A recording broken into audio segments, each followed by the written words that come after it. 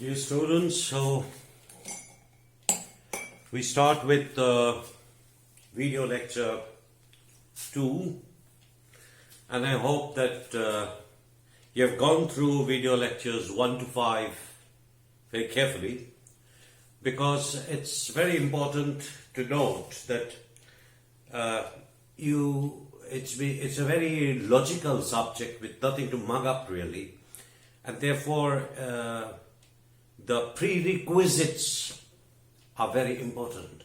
So if you are on video lecture 10, then it is understood that you have given enough emphasis to video lecture 1 to 9 in that sequence for you to understand the different concepts that come into metamorphic petrology.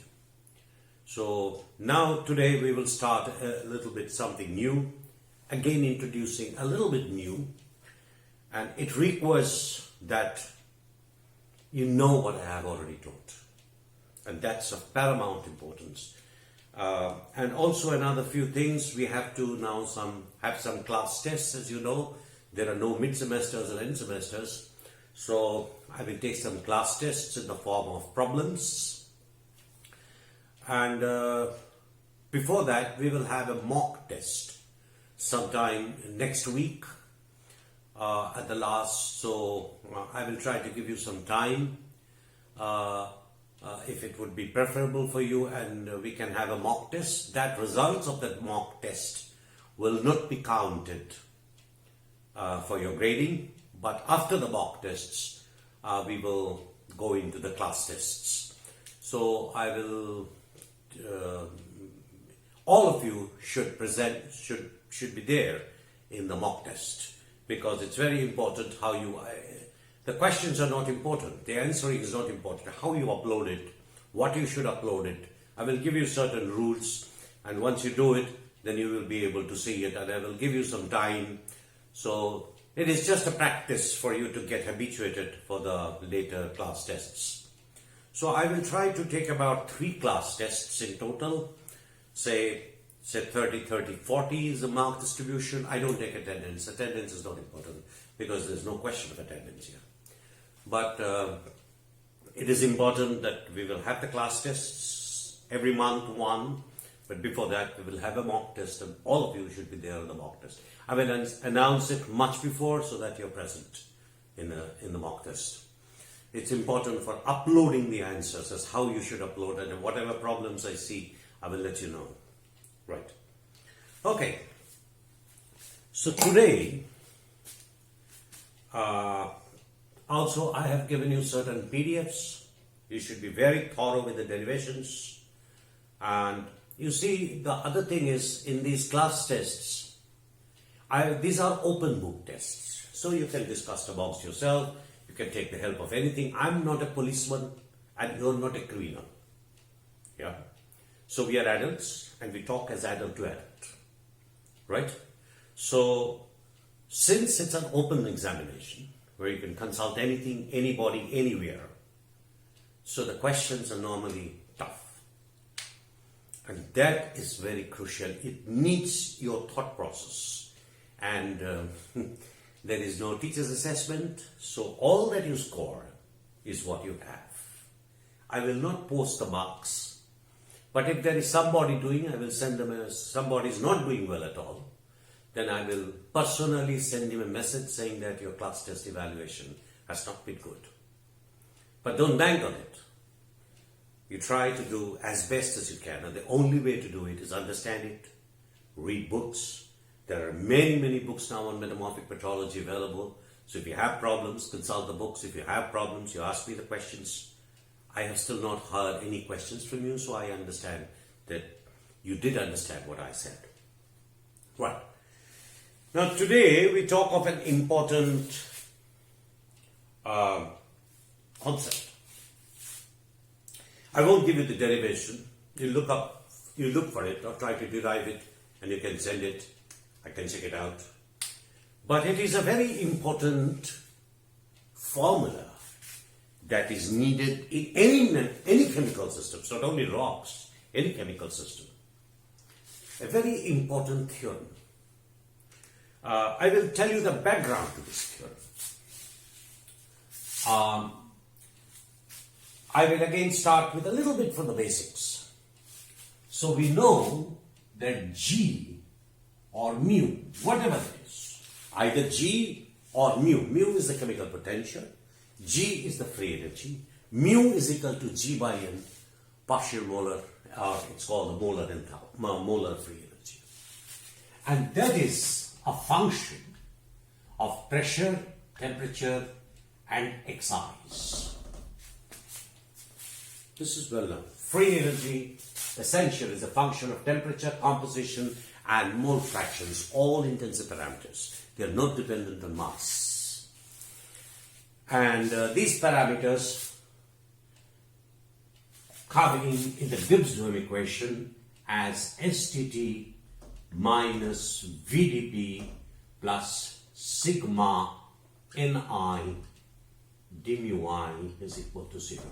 All this are intensive variables. All this are intensive variables. Now, for this, for a pure phase, G or mu, it doesn't matter, is a function of pressure and temperature. Right? G is a function of pressure and temperature for a pure phase. For an impure phase, G is a function of pressure, temperature, and composition. Written in terms of an equation, G is equal to G0 plus RT ln activity. This is where the compositional term comes in. We will do this later in great details. It's called plus RT ln X into gamma term, where A is equal to X into gamma, where X is the mole fraction and gamma is the activity coefficient. We will come to this very soon. But these are the basic equations that you should remember. For a pure phase, G is a function of pressure and temperature. That means for a pure phase, this doesn't work. For an impure phase, the whole thing is there. Remember, I told you, if activity is 1, which is true for a pure phase, then this term vanishes. So G is equal to G0. And G0 is essentially a function of pressure and temperature. Right? So now, with this, we start understanding a new way of looking at reactions. When we were talking of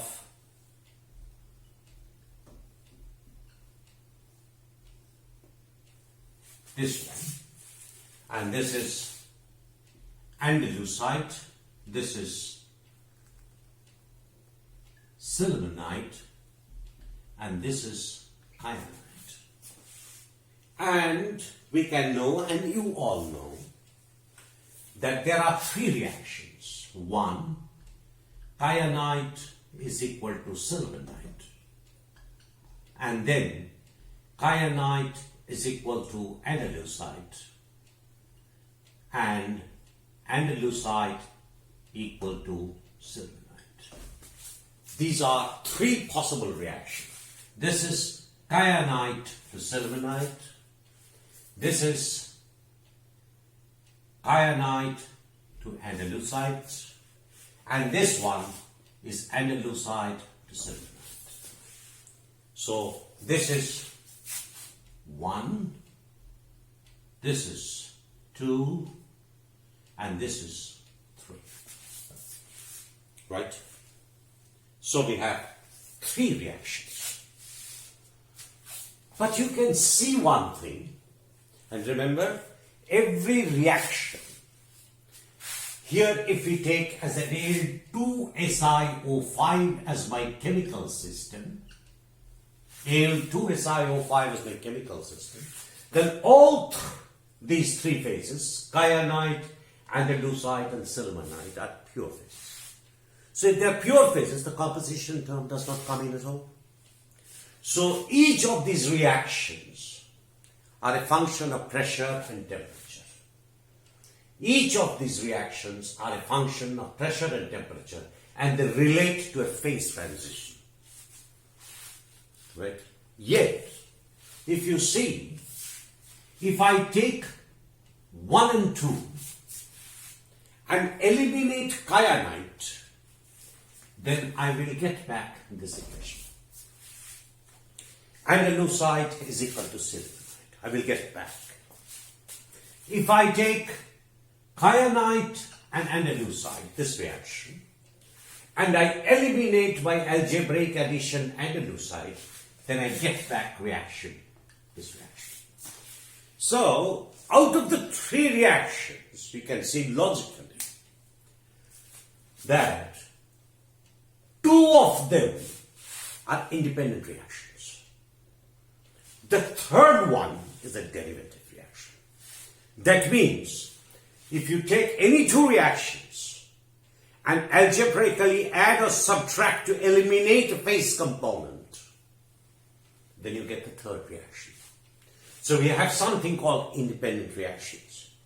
And there are some reactions which are called dependent reactions.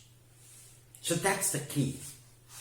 So basically, if you have these 2 equations, these 3 reactions, out of this, only 2 reactions are independent.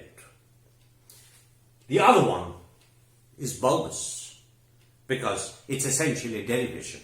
You add it and you will get the third one. What is then the formula? Now this is a simple system.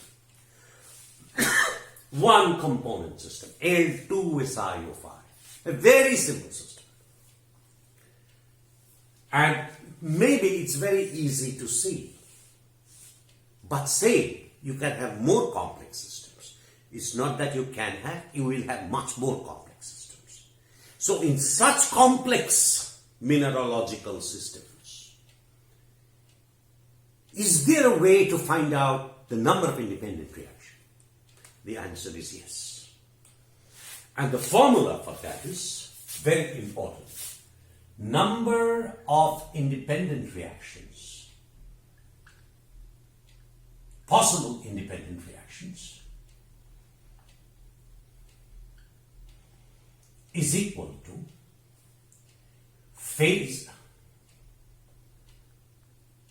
number of phase component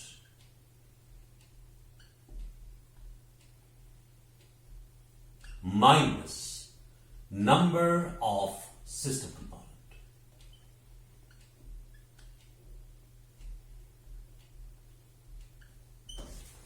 That is the rule. Number of independent reactions is equal to number of phase components. Remember, phase components are those that describe the chemical variability of a phase.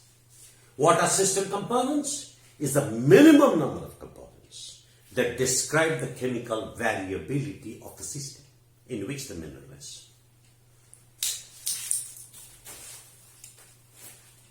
Now in this case, let's say you are here. Say you are here. This, as you know, is called the invariant point. If your chemical system is Al2SiO5, it is not an invariant system if the chemical system deviates from the ideal formula of Al2SiO5. It's not. It can be univariant, it can be bivariant. We have discussed this before. So now, let's say at the triple point, how many phase components are there? Kyanite is a phase, so it has to have a phase component because it's pure. It has one phase component. What is that? Al2SiO5 in kyanite. So that's the phase component. What is the phase component here? Sillimanite is a phase. So it has a composition and a pure phase. So it has one phase component. And similarly for andalusite. So there are 3 phase components. So if I write independent reactions, the number of phase components It's called NP minus NC in short. Not very commonly used. Number of phase components minus number of system NS. Number of phase components minus number of system components. So how do we do it now? Number of phase components, how many? 1 for each of the pure phases. 3. Minus number of system compound. L+I5. Minus 1 equal to 2. There you are. The number of independent reactions in this is 2. Although you can write 3, 4, 5, it doesn't matter. Those are derivative reactions. The number of independent reactions is 2 only. Number is 2. Which one? It does not signify. Thermodynamics never signifies you, he, they. He says 3, 2, 1. You find out because you're supposed to be intelligent people. So this is how it works. And what are the variables here? Because it's a pure phase, the variables are pressure and temperature. Right? The number of variables are 2 here. Pressure and temperature. Here it's fixed. But how will you find it? 2 variables needed to be found out. So you have 2 reactions. 2 reactions means 2 equations. 2 equations, you can find out 2 variables. You can find out 2 variables. So then, there are 2 variables in this. Pressure and temperature. There's no other variable. No, kyanite, sillimanite and andesite are all pure phases. So composition is not a variable here. Right? So you have pressure and temperature. And you have 2 independent reactions. So you can, 2 independent reactions means 2 equations. If you have 2 equations, you can find out 2 variables. That's how it is. But let's say, you say,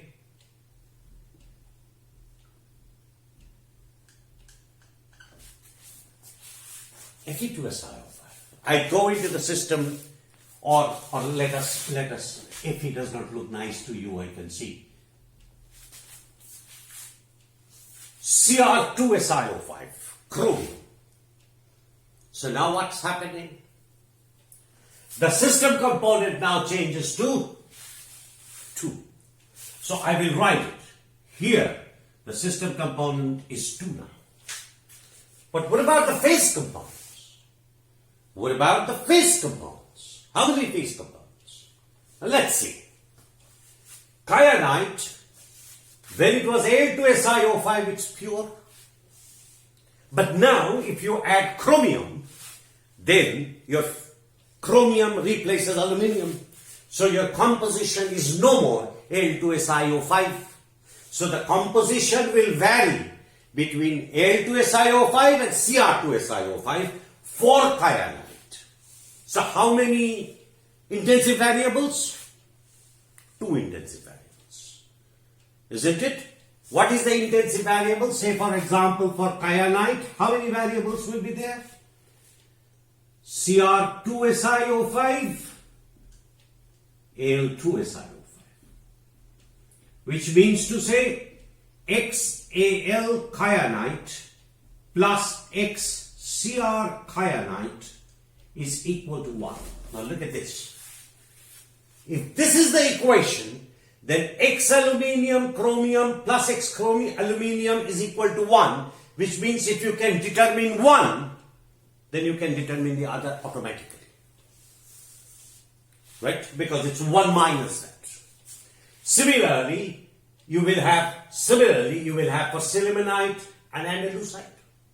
So how many phase components are here? 2 for kyanite, right? Al2SiO5, Cr2SiO5. 2 for sillimanite, Al2SiO5, Cr2SiO5. 2 for andesite, Al2SiO5, Cr2SiO5. So the phase components are 6. 6 phase components. minus 2 is equal to 4. Is equal to 4. So, in this system, which is Al2SiO5, Cr2SiO5, independent reactions are 6 phase components minus 2 system components is equal to 4. 4 reactions are available. 4 reactions are available. Just give me a second. Yeah, all is well. There are 4 reactions, independent reactions you can write. Achha, let us do like this. Let's write all the reactions possible. What are the reactions possible? We know there are 3 of them already here written. Since this system you have extended, all these reactions are there. Yes or no? Right? Also you can write, remember here all of them have the formula Al2SiO5. Or now I can write this in a slightly different way, if you don't mind. I will write it in a slightly different way or more clear way, because last time we dealt with system compound. Kyanite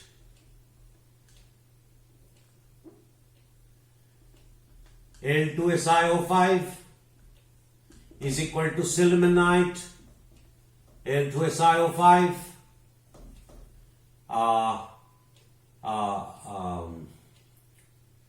what was the second one? Okay. Kyanite Al2SiO5 is equal to andesite, formula Al2SiO5, and then you have the third one is andesite Al2SiO5 is equal to sillimanite Al2SiO5. Right? More specifically, I also can write 4 kyanite Al2. Now this time you see what I am doing.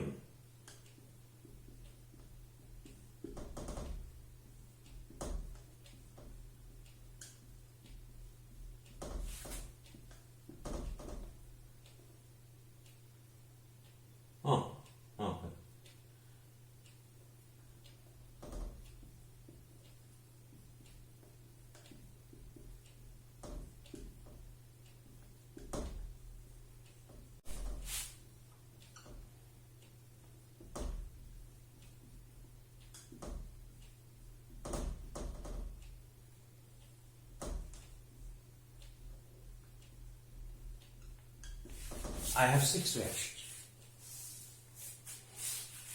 It says 4 is enough. I don't want more.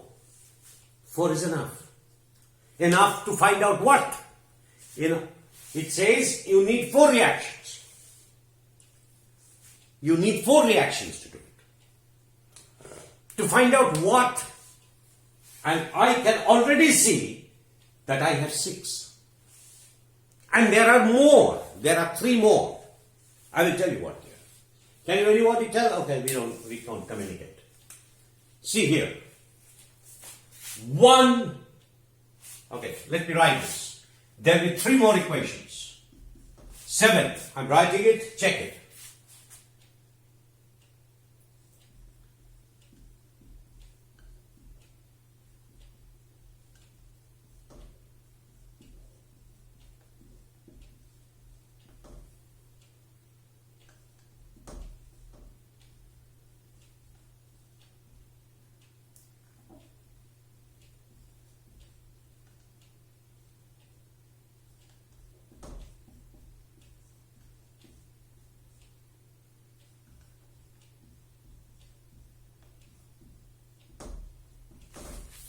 Check here what has happened. Cr2SiO5 in kyanite plus Al2SiO5 in sillimanite is equal to Al2SiO5 in kyanite and Cr2SiO5 in sillimanite. you look at this. I will draw it with a blue pen so that you keep the connections. Look at this. It is essentially exchange of aluminium and chromium in silicon. And you see this? Exchange of chromium and aluminium in kyanite. You can have 1, 2, 3, 4, 5, 6 and 7, and you can imagine you will have 8 and 9. One for kyanite andalusite, one for andalusite silicon. You will have 9. And the Gibbs phase rule says, hey, I don't want so much, you just give me 4. I want 4 reactions. That means 4 equations. So if I have 4 equations, I will be able to find out 4 variables. 4 variables I will be able to find out. That is what it says. So you can write innumerable reactions, but all of them are not independent. They're dependent variables. You can see here. Look at 7. What is it? Look at 7. What is it? As written, it is related to, check here, it is related to 1 and 4. What have I done? This 7 is essentially a combination of 1 and 4. How? I have taken, you see here, it is 4 minus 1. 4 minus 1 is 7. You see, it's a derivative reaction. 4 minus 1 is equal to 7. So if you write 8 here involving kyanite and andalusite, I will tell you something. When you are viewing my video lectures, you just don't sit down like that. You can stop it, isn't it? You can give it a pause. You write it yourself down on the book. Don't just sit here. This is not a dancing movie. Yes, you take a pen, pause it and write it. And see whether I have gone wrong. So just don't look at the video lecture like this. It doesn't work. For metamorphic metrology, put pen to paper. First thing, put pen to paper. So you can do all what you can. So you can write your 8, your 9, and try logically. If I write 8 between kyanite and andalusite, it will be a similar reaction. Very similar reaction. But that will be a combination of 2 and 5 will give you 8. 2 and 5, 2 or 5 minus 2 will give you 8. 6 minus 3 will give you 9. So that is what happens. In a system, you will generate a lot of reactions, but all of the reactions are not independent reactions. Here, you can choose any 4 reactions and not derivative reactions. Say, for example, if you choose 1, 4, and 7. Sir, I have chosen 3 reactions. No. That and that are independent. This is not independent. That and that are independent. 1 and 4 are independent. 7 is not independent. Have you understood? It's very crucial. You have to be very precise with your thought process in metamorphic metrology. Very precise. If you go rummaging, you won't be able to work it out. You won't be able to work it out. And when you do my video lectures, remember, keep a book, keep a pen, and write down. Pause it, write down. Think. Go back, check again. Go forward, see what I have said, stop, do it. Do it, put pen to paper, not this. Does it help? Absolutely it will not help. So when I give you the problem, you will be lost. But put the pen on the paper and do it yourself. Take a system of your own. Take a system of your own.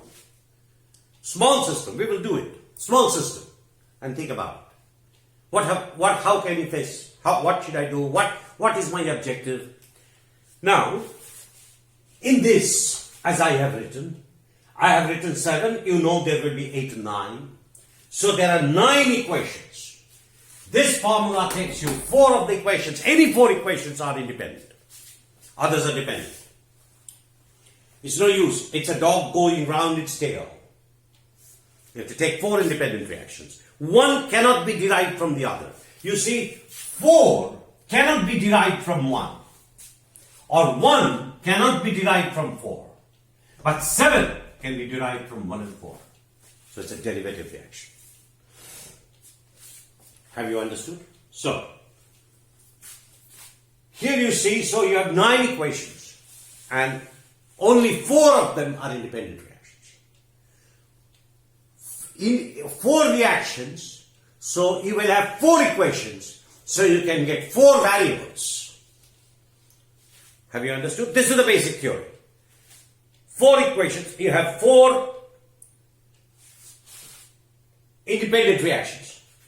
For each independent reaction, you will have a thermodynamic equation of state. So you will have an equation in pressure, temperature, composition. G is equal to PTX, you will have a composition. And for that, you will be able to find out 4 variables. You cannot find out 5 or you cannot find out 6. You have to have 4 variables. Now my question is, what are the variables? What are the variables in the system? We know now, of course, pressure and temperature are variables. Pressure and temperature are variables. Then, okay, I will write it in a one below the other. That would be better. Pressure, temperature. XAl kyanite or X chromium kyanite. Or, I have written or, not and. Why? Because XAl kyanite plus X chromium kyanite is equal to 1. So one of them is independent. Then XAl andalusite or X chromium andalusite. XAl sillimanite or X chromium sillimanite. These are my variables. Pressure, temperature, 5 variables in all. I will be able to find out. I know that there are, my God, what's happening? I know that there are 5 variables in the system. This person says, you give me 4 variables, don't bother about 5, I will do it for you. But for the moment, you give me 4 variables. Now you can ask me, sir, how will I find the 5th variable? Wait a bit, I will tell you. But what it says is 4 independent reactions. That's what it says, and that's what's crucial for us. 4 independent reactions. So, now I will tell you, you add Fe2SiO5. Now you see, your system has not now 2, it's now 3. And your phase components will increase. And you do it and tell me how many number of reactions you will need and what are these reactions. Have you understood? So I give you this problem. Try to solve it.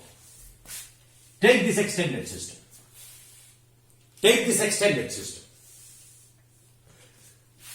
The system components are 3 now. How many phase components are there? How many phase components? I will give you the hint. You do it, huh? You do it. You do it with a pen and paper. How many phase components? 3 here for kyanite. X chromium plus X aluminium plus X iron is equal to 1. Similarly for all. So how many variables? Out of which there are 3 plus 3 plus 3. 9 variables. Out of this 9 variables, there are 9 variables. Pressure, temperature, there are 9 variables. But, say for example in kyanite, X chromium plus X aluminium plus X Fe is equal to 1. 1 variable is lost. 1 variable is a dependent variable.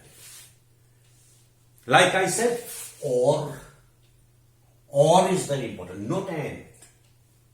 No, it's wrong. Or. Have you understood? You do it yourself and let me know how many independent reactions you have. If you have a problem, let me know. Let's then switch over to a little new one and see.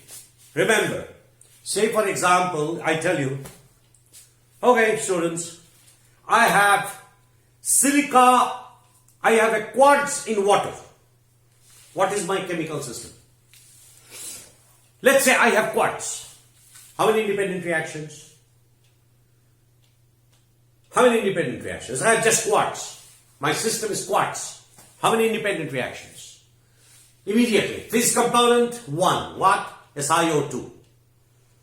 System component 1. 1 minus 1. 0. No independent reactions. Okay. Okay, sir. I have a quartz in water. SiO2, H2O. How many? What is my number of equations? Write down. Number of phases, phase components. Pure H2O if it is, H2O. Pure quartz if it is, SiO2. Two phase components. What is the system component? SiO2, H2O. System component 2. Phase component minus system component 2 minus 2, 0. No independent reactions. You try it on anything and it will be true. Let's try it at another system, a simple system. Then we will switch over to a little more complex systems.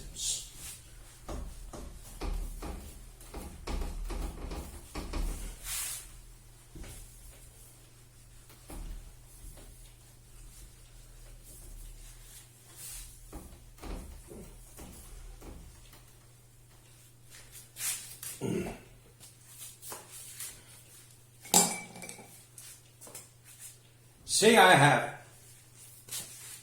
olivine, orthopyroxene, quartz. You say, sir, I have olivine, orthopyroxene and quartz in my rock. How will I treat this? My first question will be, what will be your first question? If I ask you, what is the chemical system? How will you treat a chemical system? How many independent reactions you have if you have olivine, orthopyroxene, quartz? How many independent reactions will you have if you have olivine, orthopyroxene, and quartz? If I ask you in a viva, you will know your teacher does not know anything about mathematics. Nothing. Or he's testing you. Your first question, so what is the composition of olivine, orthopyroxene, and quartz? Tell me that. The teacher, if he's knowledgeable, he will say, this guy knows. And if he's illogical, he says, why do you need? And then you know the teacher is gone. Mad. First is, what is the composition? Let's say, Mg2SiO4, Mg2Si2O6, SiO2. Let's say, olivine is pure phosphorite, orthopyroxene pure enstatite, quartz is pure SiO2. So that's my chemical system. This is the formula. What is my chemical system now? System components 2. MgO, SiO2. That's all. It could also be Mg2SiO4, SiO2.